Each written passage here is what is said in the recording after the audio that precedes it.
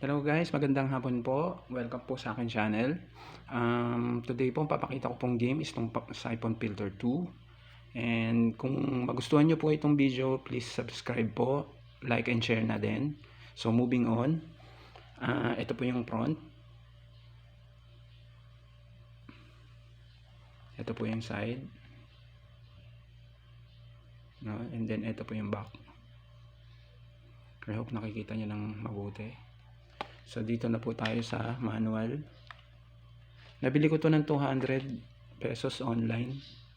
So yung manual niya medyo dukot ng konti, no? Pero para sa 200 okay na rin na.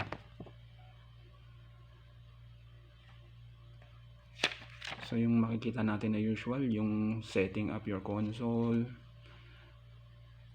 no? Yung tungkol sa mga controls, mission background,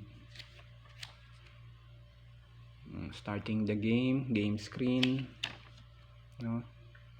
Medyo makapal yung manual na to. Dalawang disc kasi. So siguro mahaba-haba tong game na to. So ako hindi ko pa to nalaro, no, pero may idea na ako kung anong klaseng game siya, no. Siguro parang Metal Gear siguro ito. Ayan, daming weapons. Yung pamangkin ko naglalaro nito, siya yung favorite niya to, itong Siphon Filter. Bumili pa siya ng game guide nito. So yun yung mga gadgets, and then yung character sa game.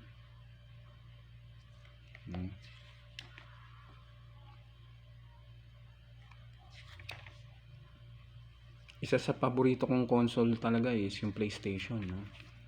Doon talaga ako nahilig sa doon nag-start yung hilig ko sa mga consoles, sa video game. So ayan yung mga characters pa rin sa game, no? Ayan yung palaging bukang bibig ng pamangkin ko, yung character na yan, si Gregor ba yan? Ayan, pinangalan pa namin yan sa pusa namin. Siphon Filter 2 credits, limited warranty, no? So tapos yung mga ibang games ng 989, and then yung Cool Borders 4, Jet Moto 3, Twisted Metal 4, and of course yung Siphon Filter 2. So yan lang yung sa manual, and then pakita ko naman sa inyo yung game disc, no? So ayan yung game disc, disc 1 yan, no? Tapos ito naman po yung disc 2. Okay, thanks for watching guys. Stay safe and God bless.